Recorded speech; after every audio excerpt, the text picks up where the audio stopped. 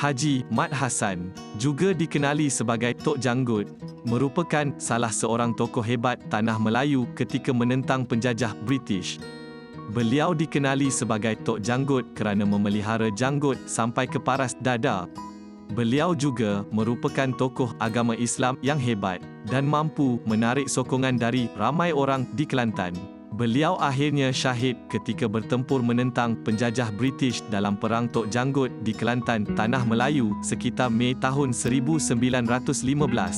Dalam video kali ini, kami akan menceritakan kepada anda kisah perjuangan tokoh Kelantan ini menentang penjajah British. Selamat menonton.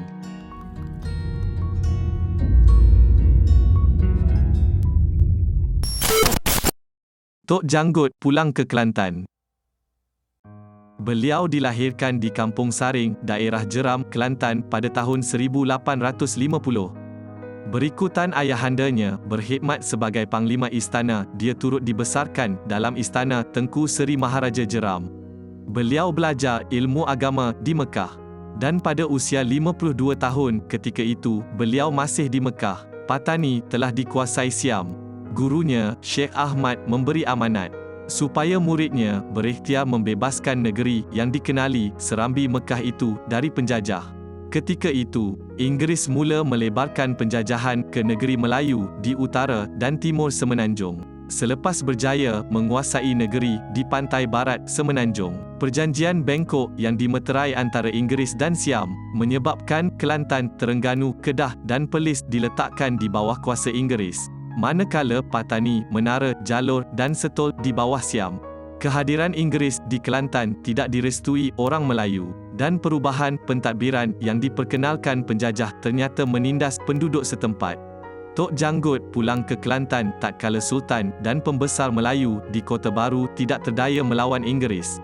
Beliau menawarkan diri kepada Engku Besar Jeram untuk menubuhkan barisan menentang penjajah. Tok Janggut juga turut berhubung rapat dengan pejuang-pejuang Melayu dari Pahang, seperti Tok Gajah, Mat Kilau dan Datuk Bahaman. Faktor-faktor penentangan Tok Janggut terhadap British. Pada tahun 1915, British telah memperkenalkan peraturan cukai tanah yang mewajibkan petani membayar cukai tanah. Petani juga dikenakan pelbagai cukai yang membebankan, seperti cukai pokok kelapa yang berbuah, cukai pokok pinang, cukai daun sirih, dan cukai ternakan seperti lembu dan kerbau.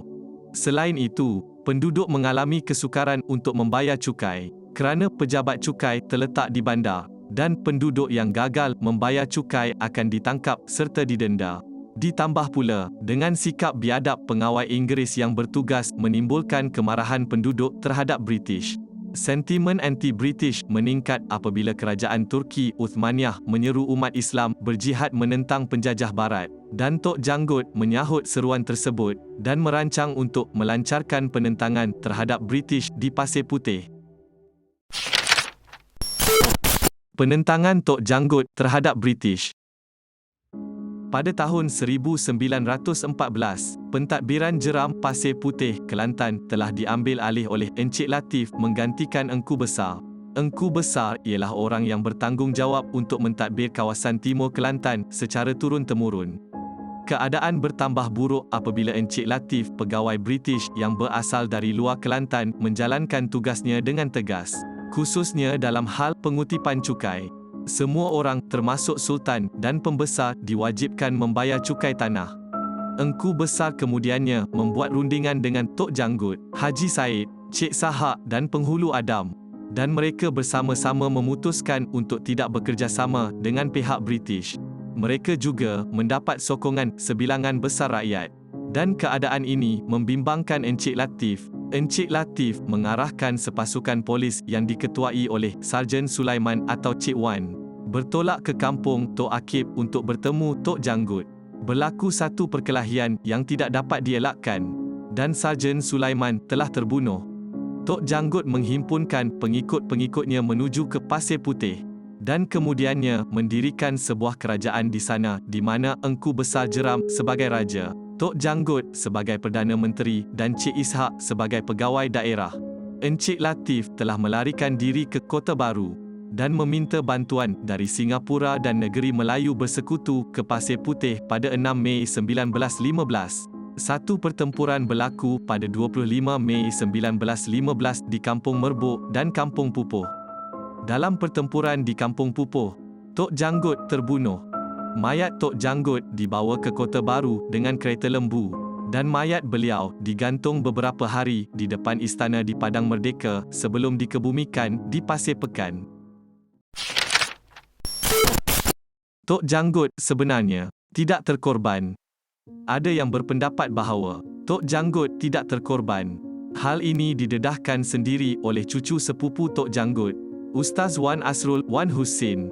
Beliau mendedahkan Tok Janggut sebenarnya hanya mengalami cedera di bahu kirinya ketika kemuncak pertempuran dengan British di Kampung Dalam Pupuh, Pasir Putih pada 24 Mei 1915. Tok Janggut kemudiannya disembunyikan oleh pengikutnya di Hulu Kelantan, Gua Musang untuk menyelamatkan beliau.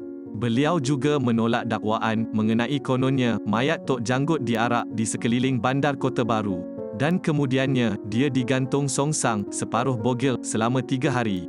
Kerana ibunya, Cik Mah, berasal dari Patani, manakala ayahnya, Munas, orang Melayu dari Kampung Saring, Pasir Putih. Namun, gambar mayat yang diperolehi dari Perpustakaan Bodleian, Oxford, England memaparkan wajah mayat itu seorang Sikh. Menurut beliau, kisah terkorbannya Tok Janggut itu adalah rekaan semata-mata, serta dibuat atas desakan British yang mahu menakut-nakutkan orang Melayu, bagi memastikan mereka tidak kembali bangkit menentang penjajah.